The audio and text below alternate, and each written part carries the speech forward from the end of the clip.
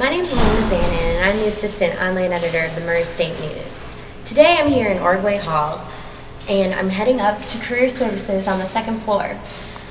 I'm graduating in May, and I want to find out the services they have to offer.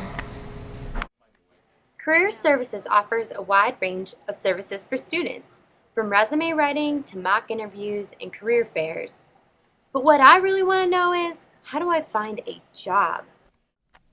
When any student comes up to Career Services, their first option is to stop with Marlo Rose, the Career Service Specialist. Hi, how are you? Nice to meet you. Nice to meet you too. Okay, I'm here. So where do I start? So, Marlo, what steps should I be taking or should have taken as a graduating senior to make sure my job search is complete and as good as possible, I guess? And you graduated in May, correct? Yeah, I graduated this May. Okay. The first step we always tell students to do is to get your resume ready. And by doing that, we will offer you brochures, different resources, and once you get something put together, then you can sit down and make an appointment with me one-on-one, and we can go over the resume. I've been working on my resume, but what can I do to make it pop? Well, I happen to have my resume here, and I was just wondering if you could take a look at it and maybe tell me some of the mistakes that I've made, or maybe tell me some of the common mistakes that are usually made in resumes. Sure. Just a brief overview. Sure. A lot of times we tell students to try to stick to one page, just because that's usually what employers want to see for recent graduates. You do have a very good format here. We always say stay away from templates. You want to try to create something on your own. But it's really good to have a career focus like you have, and then outlining your experience, as well as the interns and just additional work experience that you've done on your own. We also tell students to highlight their computer skills, any communication skills, if you've done study abroad or anything like that, because that's really going to show an employer that you stand out and that you're willing to be a leader or take risks. Also, a lot of times students will include any kind of activities, honors, volunteer experience that they have, and that again shows employers your time management skills, because a lot of times you're involved in so many different activities. It helps that employer to see that you can manage your time and you can be productive by obtaining a degree at the same time. Okay, well that's good. Even if I have a resume, is anybody still hiring? So now that my resume is polished and complete, where do I go from here? What do I do? Good question. Once your resume is ready to go, you want to get it out there to the employers as soon as possible. And you don't just want to use one method of doing that. We recommend that you post it on online databases, as long as you have researched to know that those websites are okay. Also, networking, family, parents, have friends that are in businesses, have your resume networked out there. Another great way to get your resume out there is your professors, advisors, anyone on campus. That's going to be a really good resource for you. A lot of times students are in clubs and organizations, and then their national website or their national association has websites that will also have job search information. And so that's a good way to get your resumes out there on those tailored to your career-specific education. But there's a lot of different ways that you can, and career fairs, which is coming up. So that's something that would be a good idea too. I have my foot in the door, so now what? Do you have any tips or guidelines for how to dress, how to conduct myself, how to answer certain questions? Sure. Yeah, there's lots of information about that. There's a couple different ways that they might conduct this interview. It may be a one-on-one in-person interview, or they may even do a phone interview.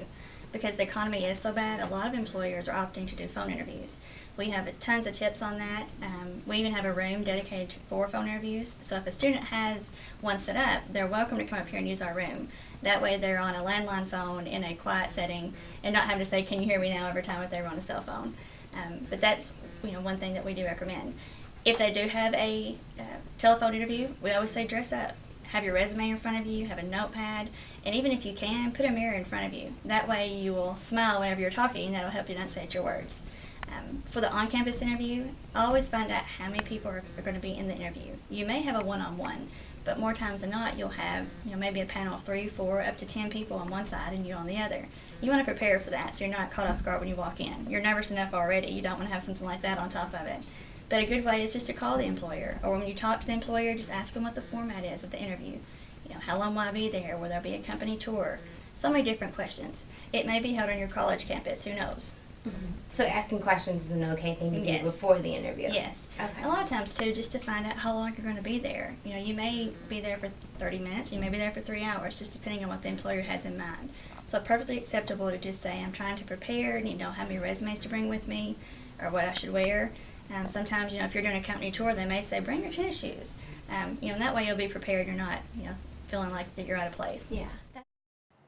So how important is the first impression? This is something I would wear. I would think would be business appropriate, interview appropriate. Do you agree with that, or do you have Sure. some tips or pointers? Sure, exactly what you have on is perfect for an interview. One thing I would probably suggest is to put a jacket on. It doesn't have to be really a blazer, but just some kind of jacket that will complement your outfit. Definitely, when looking down, you have on black shoes that are closed toe, closed heel. That's something that we do recommend. Something that we give students when they come up here is we'll give them a shoe shine kit. And that way, you know, just in case they need to polish their shoes a little bit, you know, if they're walking across campus in the mud, that way they can have a really polished look. But yes, perfect what you have on. What we always say about accessories is you don't use the Disney rule. As in, you don't really want to show any kind of tattoos or anything, which obviously you don't have. Yeah. But you want to stick to the Disney rule of the accessories, which meaning one earring in each ear. I got it. Yeah, if you had one necklace, Okay. and then the option of having one bracelet and one watch, and then one ring on each hand. So with this, my running watch, would that not be appropriate? I wouldn't wear the ring Yeah. watch. Okay. If time is something that you want to keep up with during the interview, you know, that's something that, you know, you may take and have just a watch somewhere. But I would probably just stick to wearing either no watch or something that's just a little more business. Okay. But as for rings, I would stick to the ring finger. Sometimes we like to do things for fashion, Mhm. but in the interview process, I would definitely just put one ring on each ring finger, Okay. just to have that, you know, have that look. But you know, grooming a must. I mean, hair looks really pretty, and for guys, we always say go get a haircut the day before. That way, you look really polished and professional.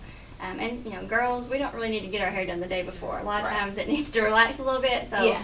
we encourage, you know, if you know you're going to have an interview, just kind of wait a couple of days and make sure that you know that you feel professional, and you're going to always portray that in the interview process. Do you think this would definitely make the difference between getting hired and not getting hired? Yes, definitely. And a lot of times, even at career fairs, you know, that we try to tell students, you know, wear the best that you have. Some students don't have it, but we've had many students that for graduation gifts, instead of getting money and things, they get a suit because they're going to enter into the workforce and get in the professional world.